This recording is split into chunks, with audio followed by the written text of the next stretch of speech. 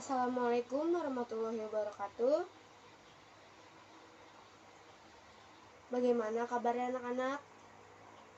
Alhamdulillah ya, kalau kalian semua dalam keadaan sehat walafiat. Nah, mohon maaf nih jika hari ini ibu suaranya kurang maksimal penyampaiannya gitu. Karena ibu lagi kurang fit juga, lagi bindeng gitu suaranya. Buat kalian semoga tetap sehat terus ya, jaga kesehatannya, jaga kondisi tubuhnya, mengingat di situasi pandemi yang sekarang ini sedang terjadi nih. Kalian jaga imun kalian, banyak minum vitamin gitu, jangan sampai drop tuh sampai nanti pandemi ini berakhir, oke? Nah, senang rasanya ibu bisa hadir di tengah-tengah kalian anak-anak pada siang hari ini gitu, dimana ibu akan menyampaikan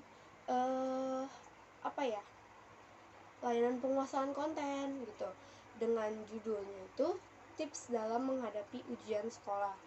Dimana mengingat nih kalian anak-anak sebentar lagi itu akan menghadapi ujian sekolah ya. Nah, ibu akan membagikan tips-tipsnya, cara-caranya agar kalian dalam menghadapi ujian nanti anak-anak itu maksimal, entah itu nilainya insya Allah memuaskan, nilainya bagus gitu ya anak-anak. Nah, sebelum memulai ke pembahasan yang akan ibu sampaikan, ada baiknya kita berdoa terlebih dahulu ya anak-anak. Berdoa dimulai.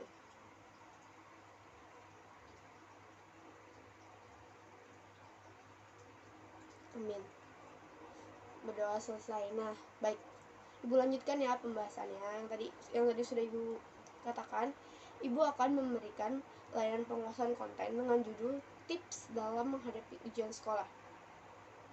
Jadi dalam menghadapi ujian sekolah ini atau menghadapi ujian-ujian lainnya itu juga kayak butuh tips ya anak-anak. Maksudnya butuh strategi nih, butuh kayak gimana nih biar kayak nilainya memuaskan, nilainya bagus gitu. Nah, dari diri kaliannya juga harus mempersiapkan itu. Nah, yang pertama, seberapa penting sih kesiapan kita dalam menghadapi ujian sekolah nanti? Menurut ibu sangat penting ya, bukan cuma ujian sekolah doang atau ujian-ujian ujian-ujian yang lain kayak seperti ujian, entah itu ujian praktek, ujian nasional, ujian akhir sekolah gitu, UTS, ujian tengah semester gitu. Nah, menurut ibu sangat penting ya, karena kita lihat dulu nih anak-anak, diri kita siap gak untuk menghadapi ujian nanti gitu. Kalau dari diri kitanya, diri anak-anak sekalian itu kayak nggak siap atau belum ada persiapan sama sekali gitu, itu menurut ibu akan mempengaruhi nilai kalian juga nanti di akhirat, entah itu nilainya kurang bagus kah atau kurang memuaskan kah gitu. Itu sangat berpengaruh ya menurut ibu anak-anak. Nah, selanjutnya itu ada tips dalam menghadapi ujian sekolah. Yang pertama itu tenangkan pikiran. Nah, maksudnya gimana bu? Jadi gini anak-anak, maksudnya sekiranya kalian ada hal yang dipikirkan gitu, padahal kalian mau ujian sekolah nih gitu, terus kalian kayak fokus aja sama masalah itu atau sama pikiran itu kan bakal mengganggu fokus kalian terhadap ujian sekolah yang akan kalian jalankan nantinya ya gitu. Nah, itu sebisa mungkin kesampingkan dulu gitu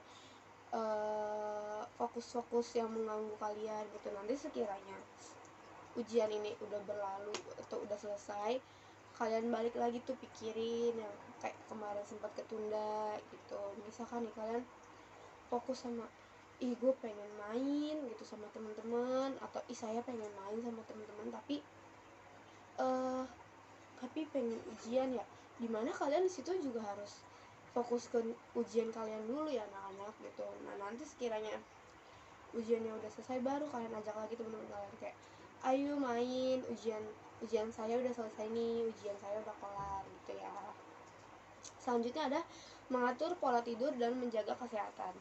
Maksudnya gimana sih bu? Jadi maksudnya gini anak-anak, mengatur pola tidur kalian itu kalian misalkan nih besok pengen ujian, tapi kalian malamnya itu kalian entah itu begadang atau bahkan nggak tidur sama sekali, menurut ibu itu salah banget ya, salah banget. Karena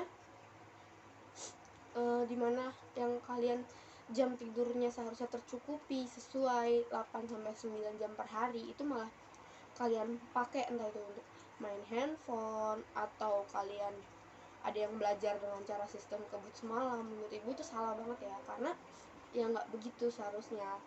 Karena dengan cara pola tidur yang salah seperti itu juga akan mempengaruhi kesehatan tubuh anak-anak semua gitu kan. Nantinya kalian pas ujian jadi ngantuk atau jadi kayak nggak fokus, mengurangi fokus kalian, itu salah banget ya anak-anak. Selanjutnya ada mengatur waktu secara efektif. Nah, maksudnya gini, kalian akan ujian nih, semisalkan seminggu atau 2 minggu lagi. Nah, selama rentang waktu kalian menuju ujian gitu, itu kalian gunain waktunya dengan cara kalian belajar lagi, ngerjain soal-soal, atau nge-review pelajaran yang kayak kemarin udah dijelasin sama guru mata pelajaran kalian gitu. Kayak mengulang lagi, mengingat lagi, mereview kembali, nge-recall lagi gitu ya anak-anak. Selanjutnya adalah selanjutnya adalah memperbanyak latihan soal. Maksudnya itu gimana sih Bu? Nah, pasti kalian kan juga punya tuh buku-buku latihan soal gitu kan. Nah, buku-buku latihan soal itu kalian gunain anak-anak untuk ngerjain soal yang kayak sekiranya, iya saya kemarin kurang nih di sini nilainya, coba ngerjain kali ya gitu. Nah, dengan cara apa? Dengan cara ngerjain soal-soal tersebut itu gitu. Nah, selanjutnya adalah belajar kelompok. Nah, maksudnya gimana sih Bu gitu? Kita juga selama ini udah pernah dengar gitu tentang belajar kelompok. Nah, di sini belajar kelompok ibu maksud gini, kalau misalkan kalian punya temen yang sekiranya itu kalian satu circle gitu sama temen itu, kalian merasa cocok nih kalau belajar sama dia, kalian bisa ngajak dia nih anak-anak kayak belajar kelompok yuk gitu kan, bisa gitu. Nah, nanti di belajar kelompok itu sama teman kalian tersebut, nanti kalian saling sharing gitu, saling ngasih tahu kayak ini gimana sih caranya, ini gimana sih kok bisa begini. Nah, itu kalian saling sharing pengetahuan yang kalian punya sama teman kalian yang punya tuh, saling saling disatuin gitu.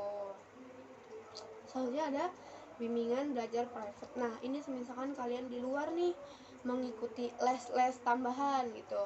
Nah, kalian bisa nih minta kepada guru les kalian itu untuk kayak anak-anak, untuk kayak Bapak Ibu, saya besok mau ada ujian sekolah nih, saya mau Bapak Ibu ajarin saya kurang di materi ini. Nah, itu kalian bisa minta itu di guru bimbingan private kalian di luar sana gitu ya anak-anak. Selanjutnya ada cara belajar yang paling efektif sebelum ujian. Nah, gimana sih Bu caranya? Nah, ibu kasih tahu ya. Yang pertama itu adalah pengulangan materi pembelajaran secara berkala ya.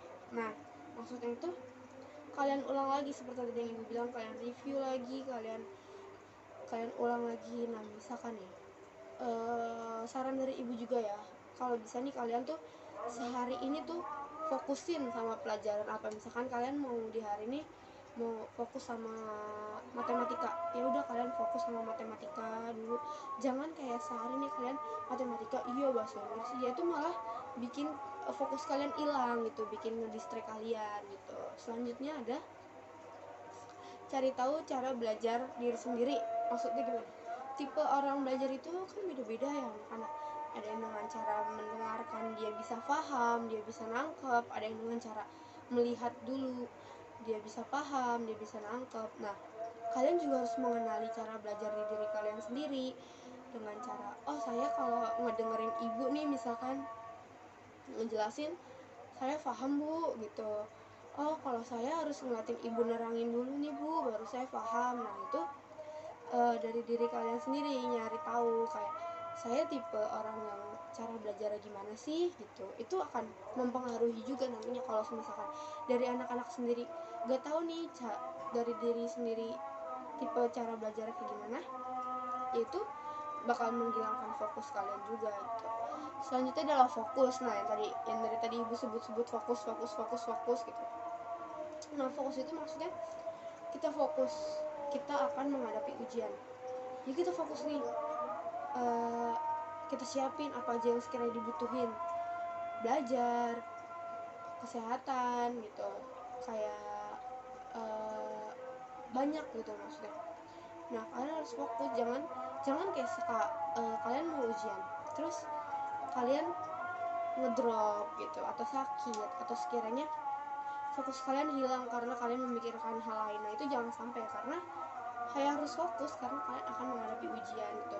Ingat yang tadi ibu bilang, itu akan berpengaruh ke hasil akhir kalian kalau sekiranya dari diri kalian itu belum ada kesiapan, termasuk fokus kalian itu ke distract gitu.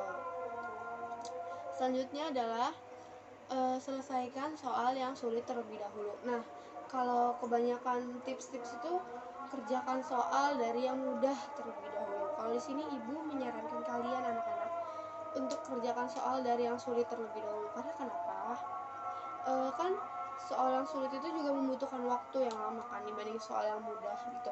Nah, menurut ibu, sekiranya nanti waktunya sudah mepet nih, sudah pengen selesai gitu, tapi soal yang sulit ini belum kalian kerjakan gitu, sedangkan soal yang sulit ini membutuhkan waktu yang lama gitu kan, yang ada malah kalian nggak akan mengerjakan soal yang sulit ini. Biasanya kan kalau soal yang sulit ini poinnya jauh lebih besar kan. Nah, sedangkan waktu kalian udah habis gitu, tapi kalian masih fokus di soal yang sulit. Nah, lebih baik mengerjakan soal dari yang sulit terlebih dahulu baru ke yang mudah, karena yang mudah itu kemungkinan gitu cuman membutuhkan waktu yang sedikit, durasinya gitu. Nah, yang terakhir ada jangan memaksakan diri untuk terlalu memforsir. Nah, tadi ibu bilang juga, kalian jangan terlalu memforsir dengan cara kalian belajar sistem kebut semalam, kalian baru belajar detik-detik, misalkan kayak H-1 gitu, kalian baru belajar mata pelajaran yang akan diujiankan. Itu salah banget ya anak-anak, itu salah banget. Karena menurut ibu, kalian kan ada, yang tadi ibu bilang juga sebelumnya tuh, kalian kan ada waktu gitu, misalkan 2 minggu sebelum ujian atau seminggu sebelum ujian gitu. Nah, kalian bisa tuh mempergunakan waktu dengan baik, dengan benar, dengan cara kalian mereview lagi. Jangan di hari itu kalian langsung mempelajari semua pelajaran gitu di H-1 mau ujian, ataupun bahkan lebih parahnya di malamnya. Itu salah banget ya anak-anak. Nah, sekiranya itu saja materi yang ibu sampaikan. Setelah ini akan ada sesi tanya jawab, entah itu dari kalian pengen tips-tips yang lebih lagi, atau pengen bertanya kayak, ibu kalau ujian biar saya ini gimana sih bu gitu misalkan, itu bisa ditanyakan. Nanti setelah ini ibu tutup terlebih dahulu, baru kalau ada yang ingin ditanyakan boleh ditanyakan ya. Terus oh iya, ibu juga ingin menyampaikan, misalkan ada teman kalian nih beda pendapat gitu, misalkan si Rafli dengan si Danu nih, dia beda pendapat gitu, ibu kok Rafli gini ya bu, Danu gini ya, jangan ini, anak-anak jangan kayak mendiskriminasi gitu, jangan, nggak apa, beda pendapat kan namanya juga belajar kan. Apa yang diketahui Rafli sama yang diketahui Danu kan belum tentu sama gitu, nggak apa-apa, perbedaan itu nggak apa-apa gitu ya. Sekiranya dari ibu itu saja, lebihnya mohon maaf. Wassalamualaikum warahmatullahi wabarakatuh.